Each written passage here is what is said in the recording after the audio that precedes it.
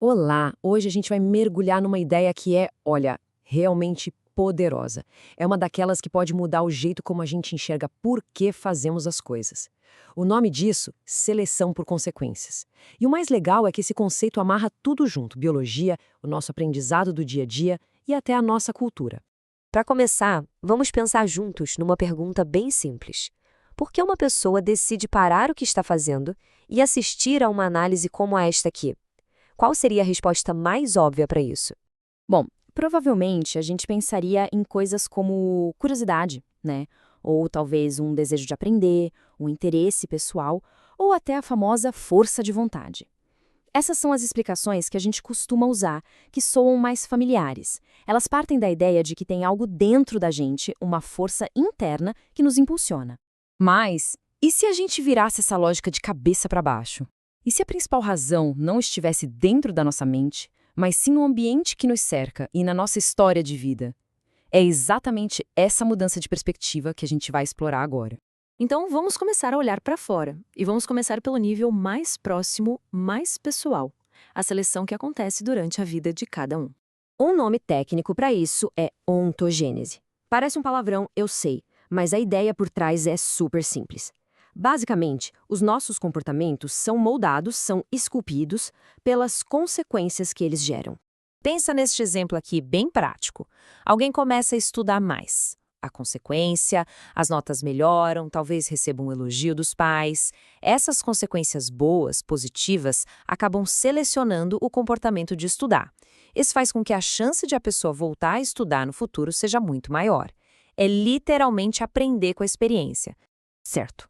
Agora, vamos afastar um pouco a câmera, dar um zoom out.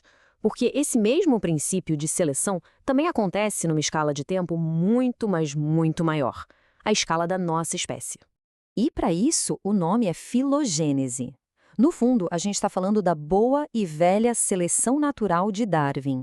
A grande sacada aqui é aplicá-la não só a características físicas, como a cor dos olhos, mas também a comportamentos que já nascem com a gente, sabe? Como reflexos e certas predisposições. Então, a lógica é exatamente a mesma.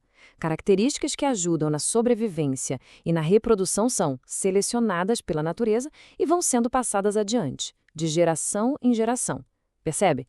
Não é uma ideia nova, é só uma extensão de um conceito já super consolidado na ciência. E o exemplo perfeito disso é o reflexo de sucção de um bebê. Nenhum bebê precisa aprender a fazer isso. Ele já nasce sabendo. É um comportamento inato. E por quê? Porque ao longo de milhares de anos, os bebês que nasciam com esse reflexo tinham uma chance muito maior de se alimentar e, claro, de sobreviver. A natureza selecionou esse comportamento. Ok, agora vamos dar o último zoom out para a escala mais ampla de todas, o nível de sociedades inteiras, ou seja, o nível da nossa cultura. Aqui o mesmo princípio se aplica, mas agora às práticas culturais de um grupo. Pensa assim: costumes e práticas que ajudam um grupo a sobreviver, a funcionar melhor, a resolver problemas. Bom, esses costumes tendem a ser mantidos e passados para frente. Leis, por exemplo, ou normas sociais, instituições como escolas e governos. Nada disso apareceu do nada, né? São práticas que evoluíram com o tempo.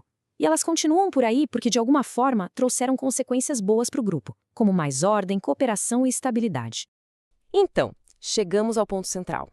A gente não está falando de três coisas separadas. A filogenese, a ontogênese e a cultura são, na verdade, três níveis, três palcos diferentes onde o mesmo princípio atua: a seleção por consequências. Essa é uma visão que consegue unificar áreas do conhecimento que às vezes parecem distantes, tudo sobre o mesmo tipo de explicação. É um jeito muito elegante de entender o comportamento humano em toda a sua complexidade, desde a nossa biologia mais básica até as nossas criações culturais mais sofisticadas. Olha só que interessante esse resumo. Ele mostra bem a virada de chave que essa ideia propõe.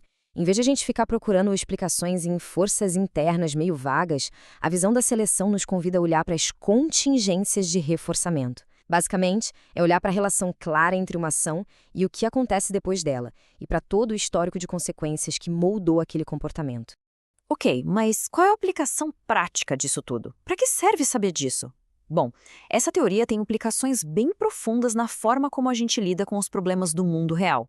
Afinal de contas, por que essa mudança de foco é tão importante? Qual é a consequência prática, no fim do dia, de se adotar essa visão de mundo? A primeira grande mudança é que a gente se afasta daquela tendência de simplesmente apontar o dedo e culpar a pessoa. Se o comportamento é selecionado pelo ambiente, talvez a culpa não seja a ferramenta mais útil para resolver um problema. E em vez de culpar, o foco vai todo para a análise do ambiente. A pergunta deixa de ser o que tem de errado com essa pessoa e passa a ser o que está acontecendo nesse ambiente que está produzindo e mantendo esse comportamento. É uma mudança sutil, mas que muda tudo. E é exatamente aí que entra o trabalho de um profissional da área como um analista do comportamento. O trabalho é, primeiro, fazer um mapa das variáveis do ambiente que estão em jogo e, a partir daí, propor mudanças, rearranjos nesse ambiente que possam selecionar comportamentos mais positivos tanto para o indivíduo quanto para a sociedade. E essa abordagem se aplica em todo lugar. Na educação, a gente pode criar métodos de ensino mais eficazes. No ambiente de trabalho, dá para melhorar a produtividade e o bem-estar.